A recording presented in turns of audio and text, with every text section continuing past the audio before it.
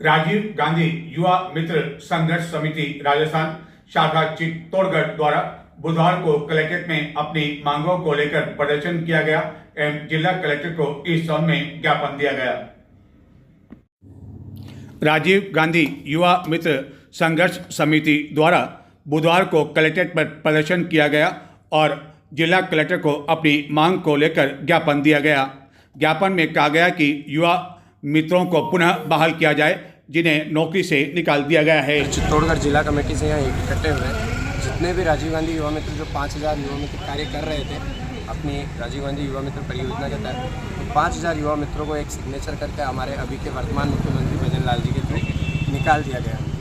सारे युवा मित्रों में आक्रोश ये है कि उनकी लगी हुई नौकरी चली गई है। हम सरकार से यही अपील करते हैं कि आप तुरंत से तुरंत इस पर सोच विचार कर हमारी नौकरी वापस करके हमको बहाल करो। यहाँ परेशान हो रहे हैं जो आपके लिए रात दिन सरकार के लिए काम कर रहे हैं। पूरे राजस्थान से दे रहे हो ज्ञापन या आज पूरे राजस्थान में सभी जिलों के जितने भी मुख्यालय हैं वहाँ पर सारे राजीव गांधी युवा मित्र ज्ञापन दे रहे हैं। 5000 युवा मित्रों से अब हम 4999 रह गए। एक हमारा जो भाई था साथी वो धरने के उस सदमे में ही शहीद हो गया।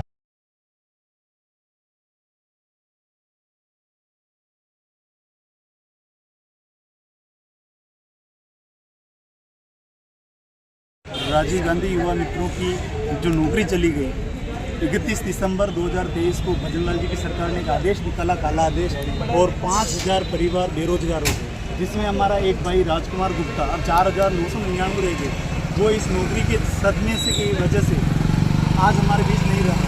शहीद स्मारक जयपुर में धरने के दौरान इसकी मृत्यु हो गई नौकरी जाने की वजह से। और आज हम जो लड़ाई लड़ रहे हैं हमारे भाई बहनों की, हमारी लड़ाई किसी राजनीतिक दल से नहीं है, हमारी लड़ाई है हमारे इस पापी पेट के लिए और हमारे रोजगार के लिए, जो हम मरते दम तक रहेंगे और बहाली लेकर रहेंगे। क्योंकि हमारी एक ही मांग है कि युवा मित्र जो भारत सरकार और राज्य सरकार की। आपने जयपुर में भी धरना दिया, कितने दिन तक धरना दिया? 72 दिन तक शहीद स्मारक जयपुर पे धरना दिया। उसके बाद सरकार ने आश्वासन दिया कि लोकसभा चुनाव की आचार संहिता हटते ही आपको तुरंत प्रभाव से बहाल कर दिया जाएगा, लेकिन उसके बाद भी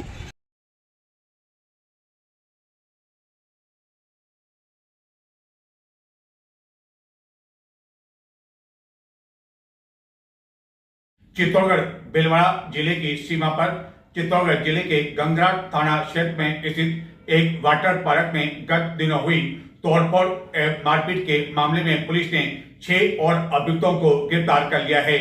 वहीं इस प्रकरण में गिरफ्तार किए गए गंगराट के पूर्व प्रधान देवीलाल जाट की 12 दिनों बाद जमानत हो सकी, लेकिन जमानत होने के बाद उनके समर्थकों ने ऐसे जुलूस निकाला मानो गंगराट के पूर्व प्रधान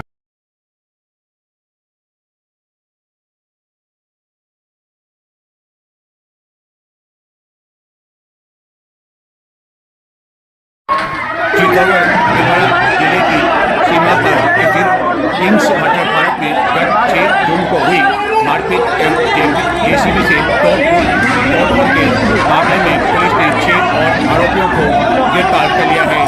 इस प्रकरण में पुलिस ने भीलवाड़ा जिले के दिनेश नायक, बनवानी सिसोदिया, अमित गुजर, सुखदेव गुजर एवं नागा का खेड़ा थाना गंगराट निवासी कन्हैयालाल जाट और गोलाजी का खेड़ा थाना गंगराट निवासी छोटूलाल गुजर को गिरफ्तार कर लिया है।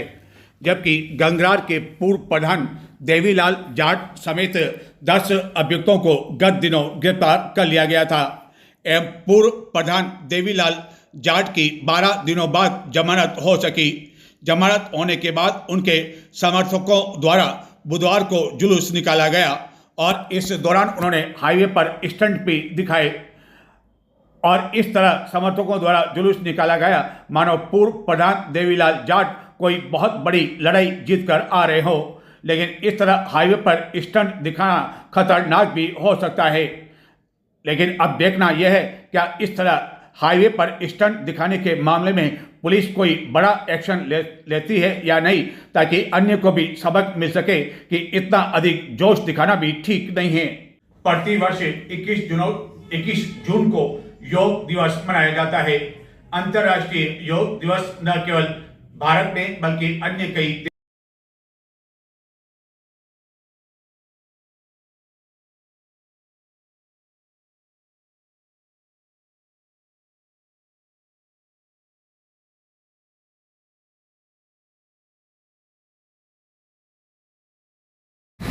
प्रतिवर्ष 21 जून को अंतर्राष्ट्रीय योग दिवस मनाया जाता है।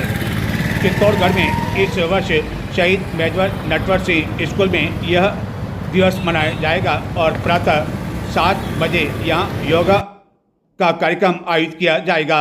लेकिन चित्तौड़गढ़ में इस अंतर्राष्ट्रीय योग दिवस को लेकर भी एकजुटता दिखाई नहीं जान पड़ रही है एवं विभिन्न संगठनों द्वारा अलग अलग बैनर तले अलग अलग स्थानों पर कार्यक्रम आयोजित किए जाएंगे। इस दौरान 37 स्थित राजीव गांधी पार्क, दुर्ग स्थित कुंभा मेल एवं अन्य कई स्थानों पर भी सवेरे कार्यक्रम आयोजित किए जाएंगे। लेकिन अंतर्राष्ट्रीय योग दिवस पर इस तरह अलग अलग कार्यक्रम आयोजित होना और वह भी अलग अलग बैनर तले दुर्भाग्यपूर्ण का।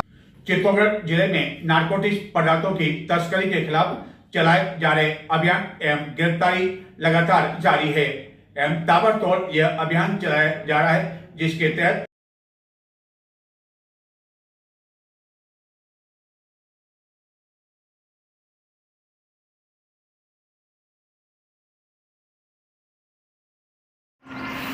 चित्तौड़गढ़ जिले के मंगलवार थाना क्षेत्र में पुलिस ने 42 किलो से अधिक अवैध डोडा चूरा जब्त कर लिया।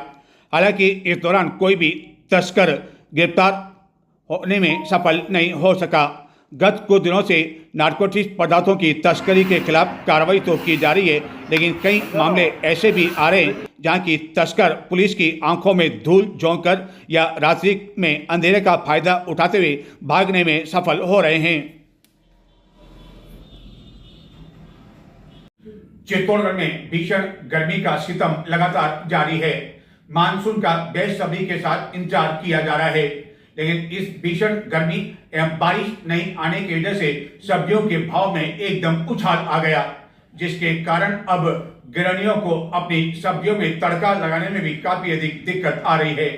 यहाँ तक कि धनिया और मिर्ची के भाव भी काफी अधिक महंगे हो गए हैं।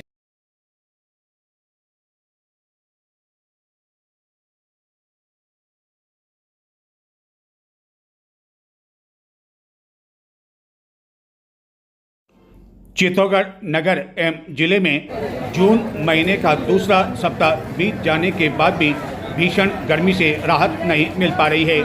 इस भीषण गर्मी एवं तेज धूप के कारण सब्जियों के भाव में एकदम उछाल आ गया। स्थिति यह है कि जो सब्जियां केवल कुछ दिनों पहले 30-40 रुपये प्रति किलो में मिल रही थी, उसके भाव भी अब आसमान छूने लगे हैं। क्या पालक, क्या मिर्ची, धनिया, टमाटर, बैंगन सभी के भाव एकदम उछाल पर आ गए हैं और इसका कारण स्थानीय आवक कम होना एवं गर्मियों के कारण सब्जियों का झुलसना बताया जा रहा है। हालत यह है कि जो धनिया कुछ दिनों पहले 200-300 रुपये की सब्जियां मिलने पर फ्री में दिया जा रहा है, उस धनिये के भाव भी 150 से 200 रुपये प्रति किलो तक पहुंच गए हैं। हालांकि इन दिनों बड़ी संख्या में आम की आवक भी हो रही है और बादाम की विदाई कुछ दिनों में होने लगेगी। इस बीच अचार की केरियां भी बाजार में आ चुकी है, लेकिन यह शुक्र है कि यह केरियां इन दिनों 25-30 रुपये किलो में मिल रही है। इस कारण गृहिणियां कई तरह के अचार इन दिनों बनाने में एवं तैयार करने में जुटी हुई है। लेकिन सब्जी विक्रेताओं के अनुसार केरियों के भाव में भी कुछ दिनों बाद बढ़ोतरी हो सकती है।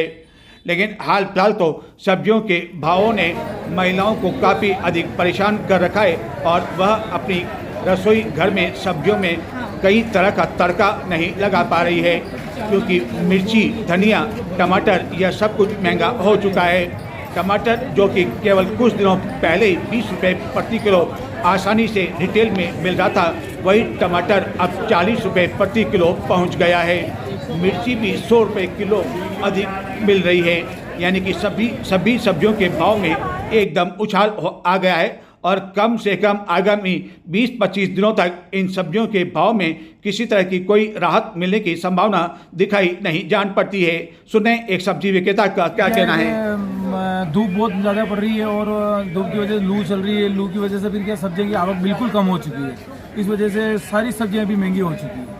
लगभग हर सब्जियां चित्तौड़गढ़ से आती है, लेकिन क्या अब चित्तौड़गढ़ से भी नहीं आ पा रही है? बिल्कुल सर, क्योंकि चित्तौड़गढ़ में जो सब्जियां हो रही थी वो इसकी वजह से, धूप की वजह से ख़त्म हो गई, और बाहर भी सब्जियां इतनी महंगी हो चुकी है सर, यहाँ पे सब्जियां पहुँच नहीं पा रही वो सब्जियां भी, क्योंकि वो बाहर की सब्जियां अगर यहाँ तक आएगी तो वो भी भाव तेज़ हो जाएगा, तो बाहर से भी कोई लोग बाग मंगा नहीं रहे, और यहाँ से सब्जी आ रही तो वो बहुत ज़्यादा महंगी हो रही है। जैसे सब मिर्ची अभी 120 रुपये 100 रुपये होलसेल में बिक रही है सर, धनिया 150 रुपये किलो बिक रहा है, और जैसे खीरे बिक रहे हैं 50 रुपये किलो, भिंडी 40 रुपये किलो बिक रही है, गवार फली सर 90 रुपये किलो गवार फली बिक रही है होलसेल में, और जैसे खीरा ककड़ी है देसी वाली 40 रुपये किलो बिक रही है, प्याज 30 रुपये किलो हो चुके हैं, आलू 30 रुपये किलो हो चुके हैं, बैंगन 40-45 के हो चुके हैं, शिमला मिर्ची 120 रुपये किलो हो चुकी है, और सर टमाटर 40 रुपये किलो हो चुके हैं, क्योंकि बहुत महंगा रहता होगी, 3-4-5 दिन से तो बहुत ज़्यादा महंगे हो चुके हैं। क्या माना जाए कि कब उतार पड़ेगा और कब जो तड़का लग पाएगा धनिया का, मिर्ची का? क्या बारिश होने के कुछ दिनों बाद इंतजार करना पड़ेगा? सर यही अनुमान है, क्योंकि बारिश हो जाएगी अच्छी तरह तो फिर क्यों ठंडा मौसम हो जाएगा तो फिर हर सब्जी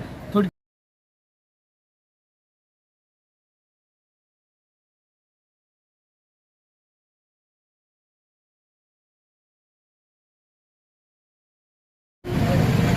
इस भीषण गर्मी के कारण अभी भी नगर में ठंडे पानी की केन जगह जगह रखी हुई है। वहीं मिल्क रोज, शरबत आदि से भी लोगों की प्यास बुझाई जा रही है। यानी कि इस भीषण गर्मी से जहां कुछ दिनों तक राहत नहीं मिल पाएगी, वहीं लोग अब इस राहत का बेसब्री के साथ इंतजार करने लगे हैं, और हर कोई कहने लगा है कि तौबा हो चुकी है, अब बारिश होनी चाहिए। बारिश नहीं तो भी कम से कम प्री मानसून का इंतज़ार किया जा रहा है, लेकिन हाल फिलहाल इस तरह की कोई संभावना चित्तौड़गढ़ में दिखाई नहीं जान पड़ती है। 25 जून के आसपास ही मानसून दस्तक दे सकता है। तब तक लोगों को गर्मी से इसी तरह परेशान होना पड़ेगा। राहगीरों को इसी तरह पानी, मिल्क रोज और शरबत से अपनी प्यास बुझानी पड़ेगी। जबकि ग्रामीण क्षेत्रों में इन दिनों लोगों को भीषण पेयजल संकट का भी सामना करना पड़ रहा है। कई स्थानों पर टैंकरों से जलापूर्ति किए जाने के बावजूद उनकी मांग पूरी नहीं हो पा रही है। पानी को लेकर लोग काफ़ी अधिक परेशान हैं। जिले के कपासन क्षेत्र में तो स्थिति काफ़ी अधिक बदतर है। जलदाय विभाग के अधिकारियों ने भी हाथ खड़े कर दिए हैं, क्योंकि विभिन्न जलाशयों का जल स्तर भी तेजी से नीचे जा रहा है।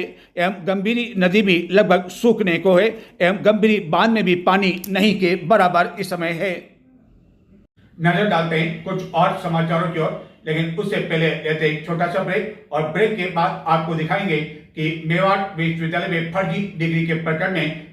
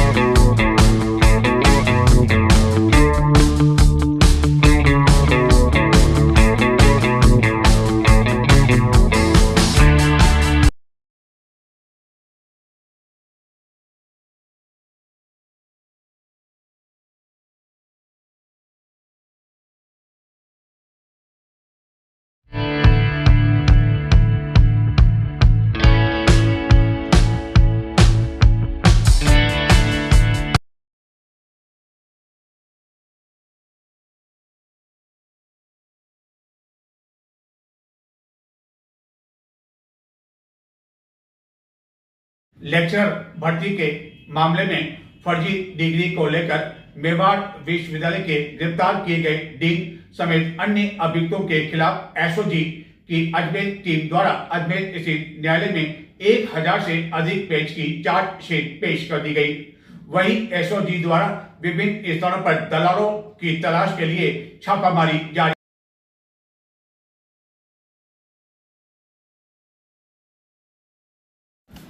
फर्जी डिग्री प्रकरण में चित्तौड़गढ़ जिले के गंगरार क्षेत्र में स्थित मेवाड़ विश्वविद्यालय के डीन एवं अन्य अभियुक्तों की गिरफ्तारी को लेकर एसओजी द्वारा अजमेर स्थित न्यायालय में चार्जशीट पेश कर दी गई। 1000 से भी अधिक पेज की यह चार्जशीट पेश की गई। इस प्रकरण में एसओजी अब तक 7 जनों को गिरफ्तार कर चुकी है, जिसमें 2 अभ्यर्थी एवं उनके भाई भी शामिल हैं। अब पुलिस द्वारा दिल्ली एवं नोएडा में उन दलालों के यहां दबिश दी जा रही है जिनके बारे में एसओजी को जानकारी मिली है कि उनके द्वारा लाखों रुपए लेकर फर्जी डिग्री बनवाई गई।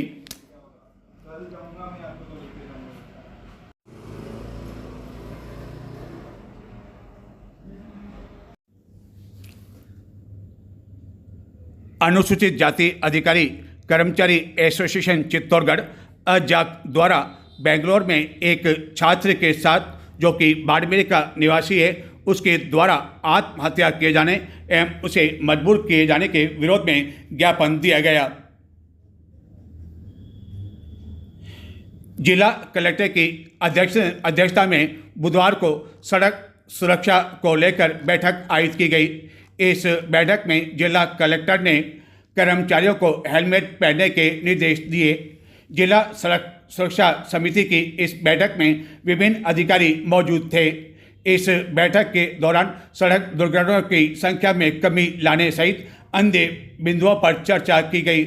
जिला कलेक्टर ने विभागों को आपस में समन्वय स्थापित कर सड़क दुर्घटनाएं कम करने के लिए कार्य योजना बनाकर समयबद्ध तरीके से कार्य करने, वाहन चलाते समय हेलमेट लगाने एवं ट्रैफिक नियमों की सख्ती से पालना करवाने के लिए अभियान चलाने, पेट्रोल पंप होटलों द्वारा अनाधिकृत कट पर कार्रवाई करने, कर्मचारियों को वाहन चलाते समय हेलमेट लगाने के निर्देश दिए गए। बैठक में जिले में सड़क दुर्घटनाओं की समीक्षा भी की गई एवं पुलिस विभाग द्वारा चिन्हित ब्लैक स्पॉट्स के समाधान पर भी चर्चा की गई। राष्ट्रीय राजमार्ग प्राधिकरण के अधिकारियों द्वारा अवगत कराया गया कि कई स्थानों पर ब्लैक स्पॉट पर समाधान को लेकर कार्रवाई की जा रही है। इस पर जिला कलेक्टर ने सभी विभागों को 15 दिन के अंदर रिपोर्ट प्रस्तुत करने के दिशा निर्देश दिए। बैठक में बढ़ती सड़क दुर्घटनाओं में कमी लाने को लेकर भी पुलिस तथा परिवहन एवं सड़क सुरक्षा विभाग द्वारा की गई कार्रवाई के बारे में समीक्षा की गई एवं परिवहन विभाग को एवं यातायात विभाग के साथ ही पुलिस को इस बात के निर्देश दिए गए कि किस तरह इन सड़क दुर्घटनाओं में कमी लाई जा सकती है।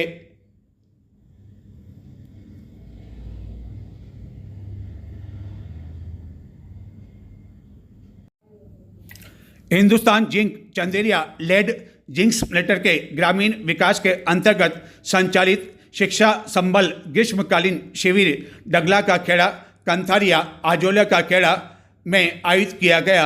इस शिविर में आसपास क्षेत्र के 250 से अधिक ग्रामीण प्रतिभाएं मौजूद थी। शिविर का समापन समारोह जिंक नगर एग्जीक्यूटिव क्लब में आयोजित किया गया। इस अवसर पर Hindustan Zinc Chanderiya lead zinc smelter के लोकेशन हेड कमोद सिंह ने विद्यार्थियों को प्रोत्साहित करते हुए कठिन परिश्रम एवं अध्ययन में जिज्ञासा करने हेतु आगे बढ़ने के लिए प्रेरित किया। समापन समारोह में विभिन्न सांस्कृतिक कार्यक्रम भी प्रस्तुत किए गए। चित्तौड़गढ़ जिला मुख्यालय पर स्थित श्री सांवलिया चिकित्सालय के पीएमओ द्वारा एक तुगलकी आदेश गत दिनों जारी किया गया, जिसके तहत अब चिकित्सालय में कोई भी पत्र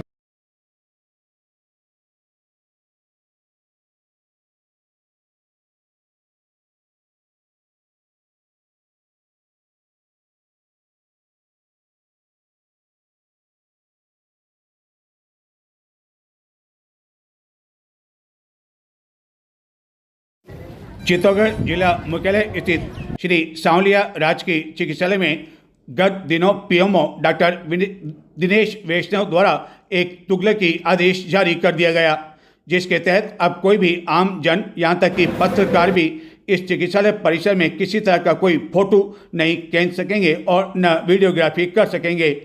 इस बारे में जब अधिकारियों ने पीएमओ से जानकारी चाहिए तो यह जवाब दिया गया कि संयुक्त निदेशक के कहने पर इस तरह की सूचना लगाई गई है।